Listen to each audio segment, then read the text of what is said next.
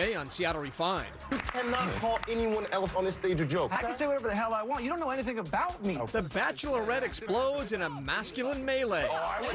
But it's just the appetizer for tonight's grand finale. I gotta grab my 4 bottles of wine. For the first hour. Then, Dogs make really, really bad models. They don't sit still. They're all over the place. meet a local woman using paint and canvas to give eternal life to man's best friend. Plus, the past steams into the present with a labor of love. It's a living, breathing, physical way to touch and experience the past. The race to save the old 618. And Just so you know, I saw these sitting here. I'm not a big fan of fried green tomatoes.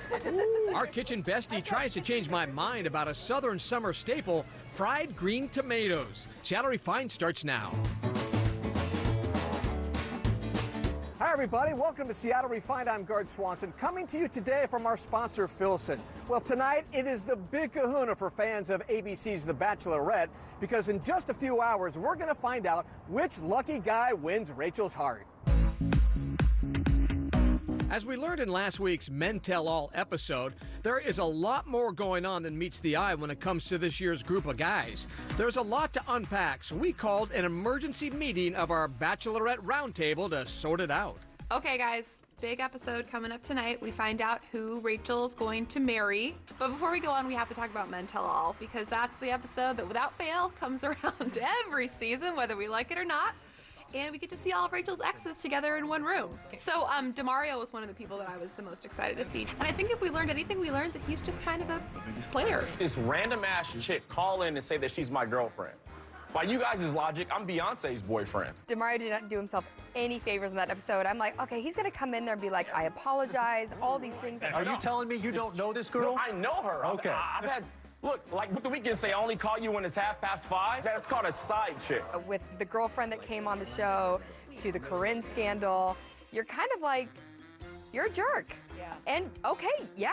Oh, yep, he's still a jerk. Still a jerk. Yeah. He literally came out and said she was my side piece. Yeah. Like verbatim. And what I loved was that when Rachel then later came out and said, if you would have been honest, it would have been fine. Tell me that you dated her. But he just pretended like he didn't know her, like she's gonna fall for that. Karma's a bitch, isn't it, DeMario? Oh, who's this? Another thing I hate about Men Tell All, they're always the guys who pop up who have had nothing to do with the season, but who are like, this is my moment. I just think it's funny, like the two, like potentially with Lee, like worst people like on the show, we're all combining together. Who are you?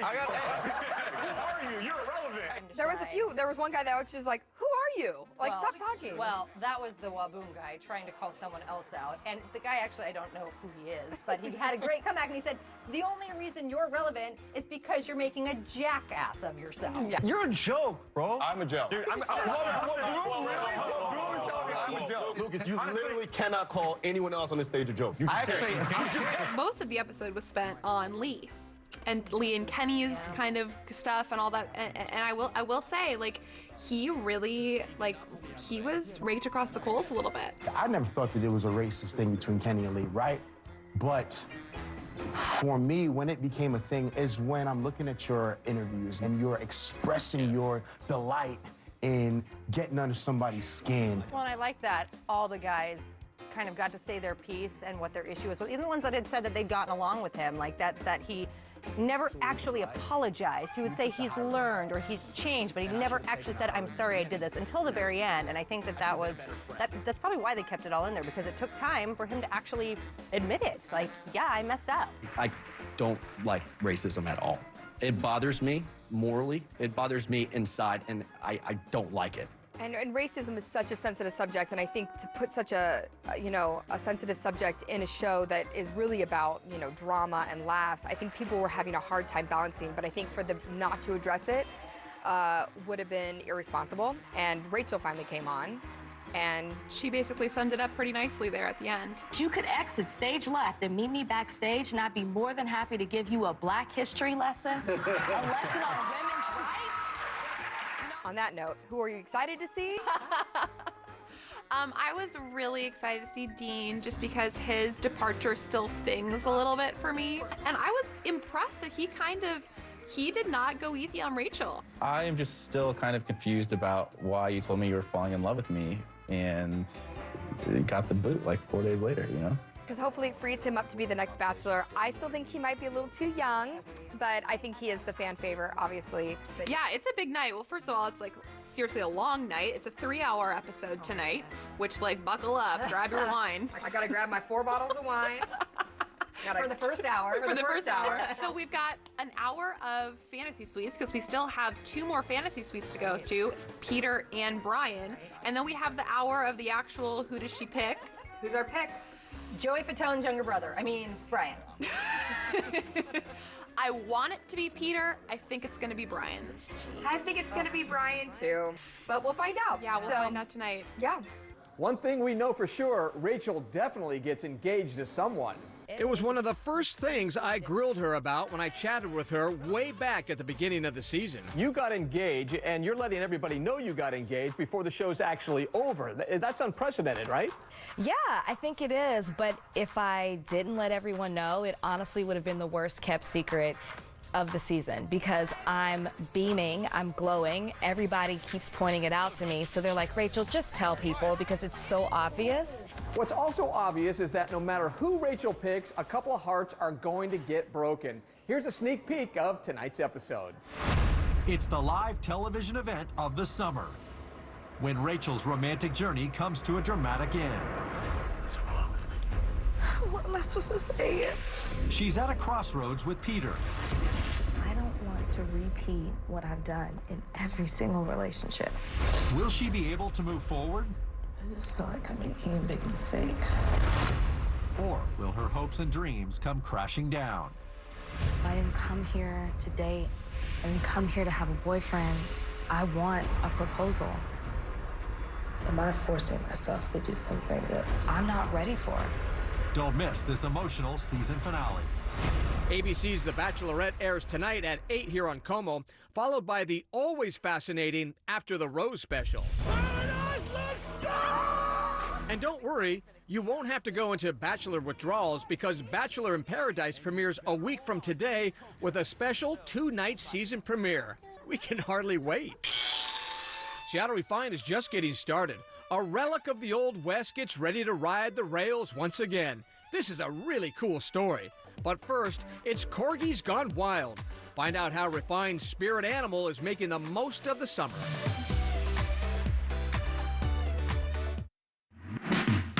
But first, here's the iHeartRadio Music Festival word of the day. Log on to KissFMSeattle.com and enter for your chance to win a trip to the iHeartRadio Music Festival in Las Vegas. Good luck, everyone.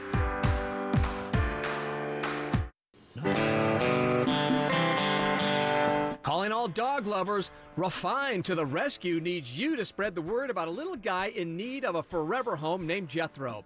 He's a 3-year-old Basset Hound mix and couldn't be any cuter. Our friends at Saving Great Animals say he's fun, affectionate, and loves to play. If you want to learn more, log on to our website. Welcome back to Refined. So you have probably figured out that we really have a soft spot for dog share and Refined. We pretty much love everything about them. But our case of puppy love does not hold a candle to a Kirkland artist that we found. Refined's Malia Karlinski explains. With each brushstroke, Jody Sarah Masachek captures the vibrant personalities of her subjects in bold, bright colors. She's hoping her portraits make her clients smile and get a wag or two. My art is, boom, right in the center of the canvas, and I outline things in black, but somehow people respond to it. This artist specializes in pet portraits, and these subjects don't enjoy sitting still. Like Bert, for example, our own Refined executive producer Scott Rondo's fur baby. Dogs make really, really bad models. They don't sit still, they're all over the place. So a photo is the best. And the photo will dictate to me kind of, the kind of energy. And usually it's happy, but occasionally it's been kind of sad. That's what happened when a client commissioned her to paint a portrait of Sunny. Shortly after the painting was delivered, Jody Sarah got some unexpected news. She said, I don't know how to tell you this, but I really love having a painting, but, Sunny passed away. Just the tears just came because I felt like I knew this dog. And she even says now that, every time she passes, the dog's portrait, she'll say, "Hi, Sunny." I think it's my job to kind of, honor the relationship between people and their pets. And I started this series of historical pets of importance. This one is actually a painting of Hachiko, who lived in the 20s in Japan. The dog would follow the owner every day to work, to the train station, and would wait for the owner. Although the owner unexpectedly died at work, Hachiko kept going to that train station to meet him for 9 years. I really want to bring this, dog to life again, because it really represents loyalty beyond logic. Eager to spread that love to more potential pet owners, Jody Sarah donates her talent to spotlight certain pets at Woodinville's Homeward Pet Shelter. She's offered to do portraits for these longer-term residents to help bring some exposure to them, and then when they get adopted, their new family gets to take the portrait home with them. Right now, we have one on the wall for Cooper, who's been with us for several months as he's going through surgery for his knee repair. In her backyard, Jody Sarah takes a break from creating with her own personal muses and BFFs, Ranger and Sadie. Really the most, special animal in the world to that person is their pet. For more information on how you can turn your pet into a work of art, log on to SeattleRefined.com. Coming up on Refined. Are you excited? Excited? Not really. We'll see if Refined's kitchen bestie can change my mind about fried green tomatoes. But first, this Refined shareable moment.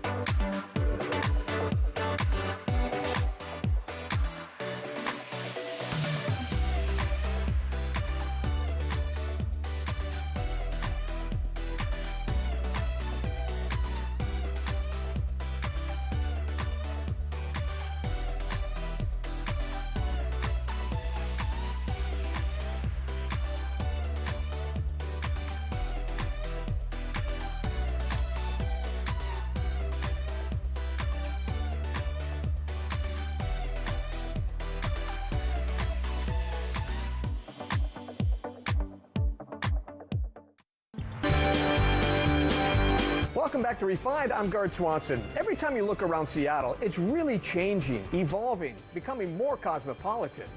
But there's still always an undercurrent of the pioneer spirit everywhere you go across the West. And now a team of engineers in Utah is on a mission to help the past touch the future. Dan Rascone has more. A taste of the Old West. Here in the town of Heber. Great, thank you guys for coming out. As a famous Heber creeper is about to roll. It's a journey that has played out hundreds of times over nearly 50 years. Enjoy the ride and enjoy the music, everyone. A 3-hour round-trip train excursion featuring the beauties of the mountains and canyon land. And to spice things up, everybody, get your hands in the air. This is a train robbery. There's even an old-fashioned train robbery. You better hope we find that money box. But since 2010, get your hands back up there. There has been one major thing missing in all this. And it has to do with what is left back at the shop at the Heber train station. Inside this garage sits number 618. The 1907 steam locomotive. An engine that dates back 110 years. 7 years ago, it was taken off the track. Since 2014, mechanics have been working to bring it back to life. The engine is going through a deep major overhaul. But bringing back a century-old locomotive is no easy task. It's a huge, huge project. The work is hard, it's heavy, it's dirty, it takes a long time to get there. It also requires all the individual parts. Pulling out the old blueprints from the 1900s. Every part has a drawing. Because these kinds of machines are not built anymore, which means you can't just order parts. Where everything has been renewed. You have to make them from scratch. Everything that's for this locomotive is essentially handmade, hand-fitted, and hand-assembled. The 618 was originally built for Union Pacific. They retired it in 1958. It then sat at the Utah State Fairgrounds till 1970. That's the year it came to Heber to help kick off the Heber Creeper line. The other trains now used are diesel engines. Yes, Yes, a diesel engine is great, but there's something to be said about an old steam engine that brings back the Old West. We do it for the love of what it is, the uniqueness of what it is. It's a living, breathing, physical way to touch and experience the past. It's unlike any other machine that's out there. And engineers. There's just something about it. Can't wait. A lot of good memories on the 618. To see the 618. Yeah, it's been a long time. Back on the track. And to get that plume of steam and smoke coming out the stack, don't know how to describe it. A shout out to our sister station KUTV for bringing that story to our attention. Great work, guys. If motorcycles are more your speed, then you have to check out SeattleRefined.com right now. We listed our top 5 favorite bike-themed bars in Seattle. Head to our website to check out the list. Speaking of bikes, one of the craziest bike parties raged on in Seattle over the weekend. The unique race started on Saturday in Belltown and then ended with a wild party in Georgetown.